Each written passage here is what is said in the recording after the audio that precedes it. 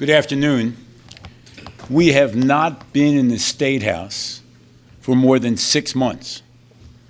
We've now returned to an agenda that appears to be the Murphy extremism agenda, where the Democrats have failed to address any of the important issues in the state, and they've concentrated basically on people who have committed crimes or on parole.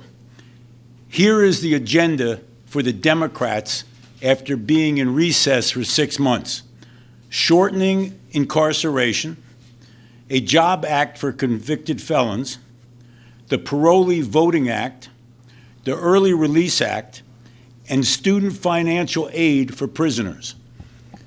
A significant part of today's agenda is about those who've been convicted of crimes and have ignored the taxpayers of the state of New Jersey. There's no mention today of the crisis in affordable housing. There's no mention about tax or property tax relief. And there's absolutely no mention of the business incentive programs. Whether you're on one side of the issue or the other, we still need to address the issue of business incentive programs in this state. So what has happened? Despite the Democrats losing 2 seats, despite the fact that they claimed they would win seats, they continue to go far left of the average voter in the state of New Jersey, and are not addressing any of the important issues. They have basically been corrupted by the Murphyism, which is an extreme agenda that the voters already rejected. So the Democrats have a choice in the legislature. They can continue to follow the Murphy madness, which is extremism in New Jersey, going far, far left, or they can come back to the center where most voters are. They've chosen and they've clearly selected the former. They've now joined with Murphy in terms of taking the state so far left, and a new statistic came out today. An FDU poll showed that 44% of the people in New Jersey are planning to leave. That's understandable when their legislature are ignoring the most important aspects of state government. I'm going to turn this over to the conference leader. Thank you, Leader. Well, if anyone's looked at today's bill list, this sure puts the lame in lame duck. Frankly, we're doing nothing today to help taxpayers. We're doing a lot of feel-good bills or whatever they want to call it on their side of the aisle, but the reality is I spent time at 8 o'clock this morning at a school in our district, and we talked about things like it's going to cost about $180,000 to educate an average child from K through 12. And then when some kids go away to college, they are in another state. They end up staying out of state because they can get a job that is equal to a Jersey-based company that may have a presence in North Carolina or wherever, and live a better life.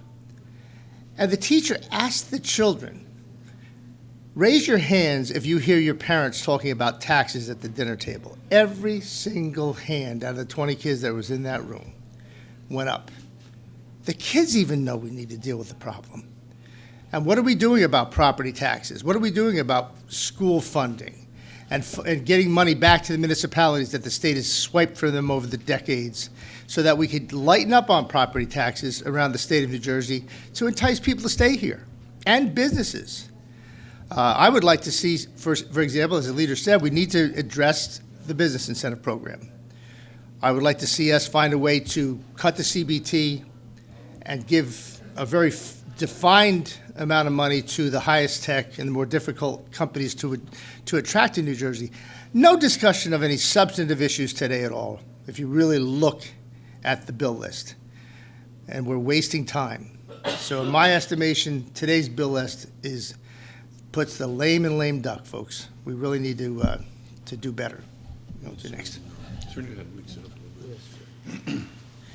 Good afternoon. To piggyback on some of the conference leaders' words, we talk about school funding. We talk about how S2 really puts some towns in desperate times. And the solution to that is to remove the cap. Now, with all due respect to the Senate leader, We need to fix the formula, not give the towns the ability to remove caps and put that burden on the taxpayer. We're already paying some of the highest property taxes in the nation. Our average is $8,767 per home. That's a ridiculous amount of money to pay to live in this state. I, for one, want to dig in. I, for one, want to be here. I want to raise my children here. I want my children to raise their children here. But we're on a path to destruction. And today's bill list does nothing to help that. We need to ensure that our residents can find a better way to afford to live in the state of New Jersey, and we need to work together to do that. And unfortunately, what I'm seeing coming out of the Democrats is the absolute opposite. So I would encourage all of you to continue to think that way and to continue to push the majority to do the right thing. Ned Thompson, the newly elected whip. Thank you, Mr. Leader. I'd like to echo what's been said here today. Clearly, we have a governor that says if taxes are your main issue, New Jersey is not your state. Well, I was lucky enough to have my daughter return from Florida, and she plans to stay here and raise her family and join my business and continue my business here. But many of my clients and many of my friends are moving way out of town quickly as possible.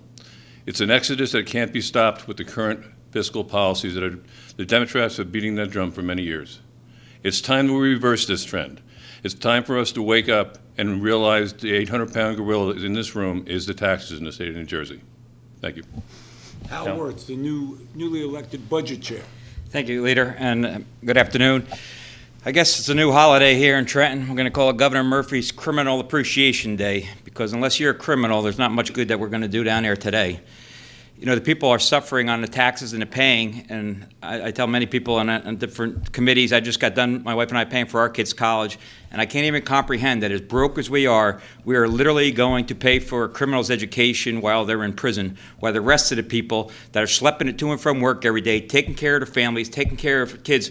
It's one thing to create equal, but you're actually putting, if you're a law-abiding citizen and a hard-working citizen of the state, you are moving to the back of the line. There's no debating it. It's a fact. Unless you're an illegal immigrant living in a sanctuary state or you're a criminal, you're going to get, they want to right to vote, they want to pay for your college. It's just really, it's really a sad day down in Trenton today, and moving money around that just because they didn't like the way the federal government gave us, so they're coming back to New Jersey taxpayers and taking $9.5 million out of the state budget. So as budget officer, I really look forward to the challenge. It is going to be challenging. This is my first full term here, finishing up. And as the previous speaker before me have said, we have done nothing, zilch, to make life better in the state of New Jersey, nothing to make it more pro-business. And I don't know what they're doing with their script or what line they're following, but or they are literally devastating one of the greatest states in the nation. And hopefully we can push back today and make a difference. So thank you. Assemblywoman DeCruz.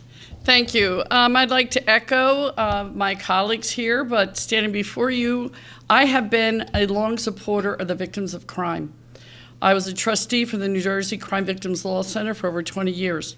My late husband passed the constitutional amendment for the victims of crime. But what are we doing today? We're looking at financial aid for prisoners. Well, here's what I'm going to say to the Democrats on the floor. What about equal aid to the victims of crime? Because they deserve it more. And we're cheating them by looking at prisoners and trying to protect them without remembering the victims. So I'm going to put a call out to the Speaker and the majority party. If they want parity and fairness, then let's start it today by having an amendment that will include the victims of crime to have equal amount of money available to them. Thank you. Murphy's forgotten the taxpayers. He has forgotten the middle class. He's in his lane. He doesn't want to discuss with his own party solutions. He doesn't want to discuss with the Republican Party solutions. What he wants to do is continue to force an agenda that is way far left of this state. Happy to answer any questions.